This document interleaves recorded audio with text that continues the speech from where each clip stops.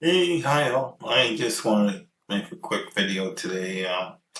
The Alberta government, through Daniel Smith in Canada, has just brought forward a new digital health pass, and it's optional at the moment if you want to use it, but it's capable of taking all your ID and everything about you and putting it onto this little health pass.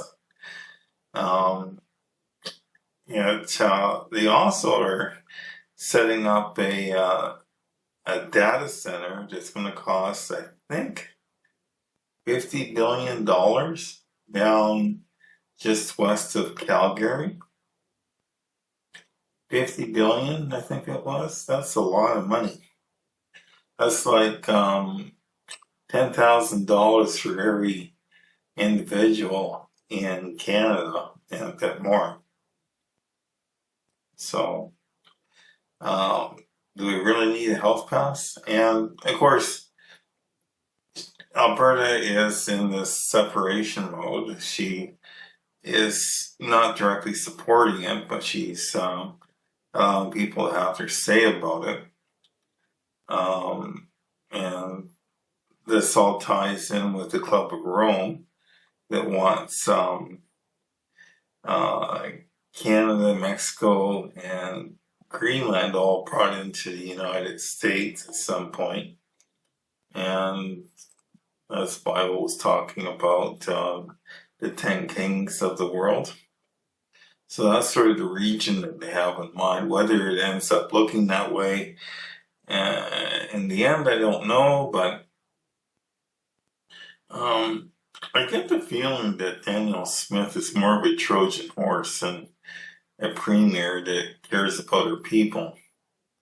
And it's becoming quite clear that she wants a vote on a separation, but what she doesn't want is what that is going to entail in the end.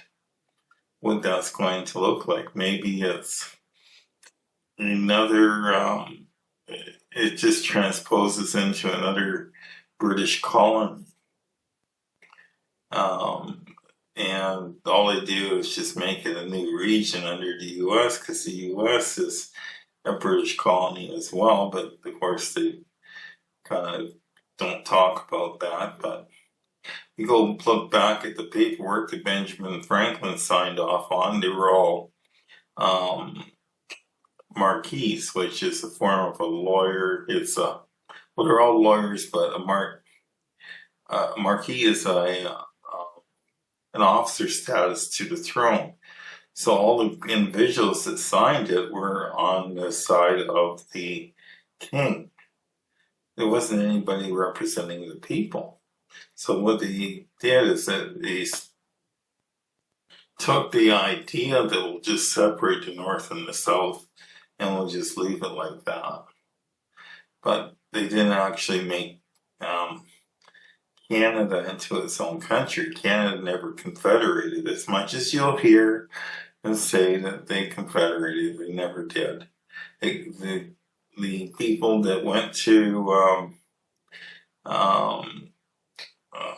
England and brought all the ideas that they wanted to be put into their new constitution, which ended up turning into the British North American Act, was actually just thrown aside, and the British North American Act was written by an officer in the Colonial Office. And since then, and then when they came back, of course, they never ratified the British North American Act, and it's been an ongoing thing. It's why that it's very important why they want everyone to have a birth certificate, because it makes them a person within a corporation, not a citizen of a free country. So if you're an employee of a country, you do what you're told. You're a slave. And that's how they hide it. So what Daniel Smith's doing is she's just helping to to destroy the Canadian economy by bringing Alberta into the U.S. And of course, Eastern Canada is going to be clawing at her, the Laurentian elite, because their way of life is going to be destroyed. But they're going to lose all their power because they're not going to have any more money. And the government's top heavy, and it's all filled with people from other countries. You know, they're not multi-generational Canadians. A lot of them are first generational and are just getting jobs. The increase in the Canadian government is just, as far as jobs goes, it's been through the roof. And it's all done through favoritism, hires. There's no actual, or very little actual hires based on people's competence level. It's hired on by who's going to support the government. So the new digital health card that they want to bring in is really a prelude to the mark of the beast. It's going to be integrated into that, because we all know that the mark is somehow going to prevent you from buying and selling. And the only conceivable way of doing that is to use the digital infrastructure of the banks to check on who you are. And of course, this is also going to be underscored with the Online Harms Act, which is just a form of censorship. If they don't like what you're posting online, they can simply revoke your online status and you have no internet access. And on it goes. Control your bank accounts. And so the other thing that was kind of interesting, in the early time that Danielle Smith was part of, after she formed government, she thought it was a great idea to boost Alberta's population with foreigners.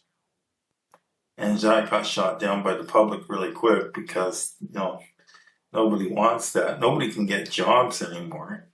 It's all being filled by foreigners, and the Canadian government is subsidizing these foreigners 15% or more of their wages. And you go into Tim Hortons or any of these fast food places, all you see is people from India or Philippines. Going to the hospitals, you see the same thing. Very few white people, very few old stock Canadians. People that are being put into positions of power within certain areas, like managers, and you're talking about people who make the big decisions on hiring and so forth. We're not hiring old stock Canadians, especially white male Canadians, and the Christian ones.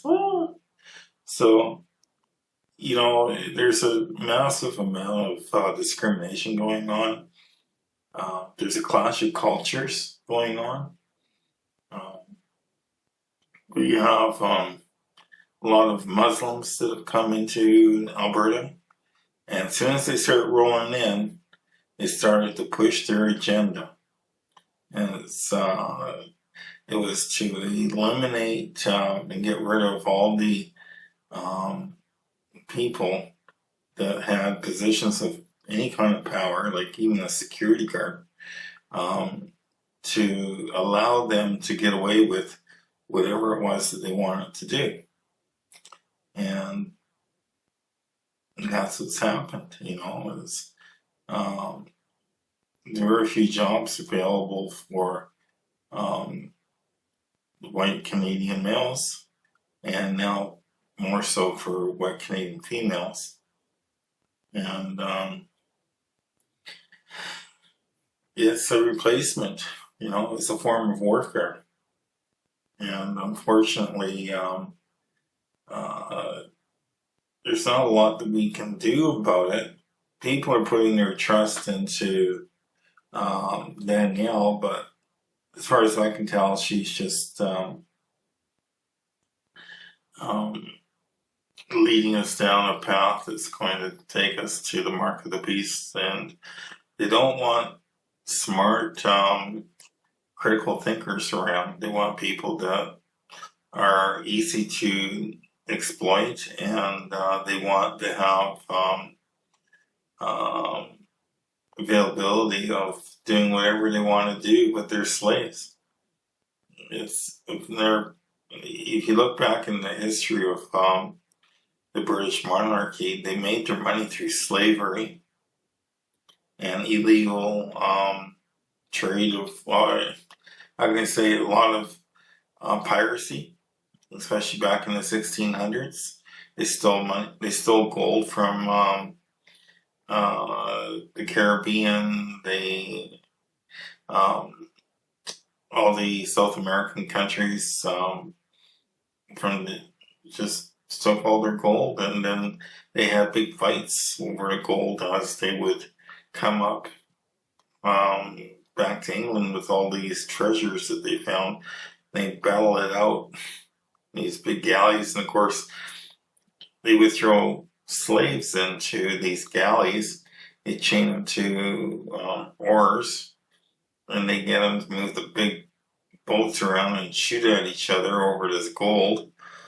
And the king was involved in giving out letters of marque that would allow ships to be attacked from other countries, for their wealth. And this is how they became, in part, how they became very rich. And they also used that money to buy up all the land and make serfs out of the people. And it's absolutely atrocious that King Charles walks around saying that he's a king of the people, when in fact he's just a slave owner and a mass thief. That's all he is, just a common thief. And you look at him, and there's a lot more to his background spiritually too. Won't get into that today, but he's not who he pretends to be. Let's leave it at that. So I guess that's basically what I wanted to kind of give you for kind of an update this week. It looks like Canada wants to go to war with Ukraine and help them fight against the Russians. And back of my mind is, with what? Canada doesn't have any weapons. They might have some pop guns, but they gave all their weapons away to Ukraine when war just started. And, the banks are starting to tap their fingers, wondering when Canada's going to be making their payments. The people that they allowed into the country, shouldn't they be going over to Ukraine and fighting for Ukraine and Canada, rather than sending our young children over there to fight? It's a really bad situation. But it also means that we're also coming to an end with what Jesus was talking about, that there'd be wars and rumors of wars in the end time. A lot of prophecies are starting to come to fruition. It looks like there will be some type of settlement going on in Israel over this Gaza war.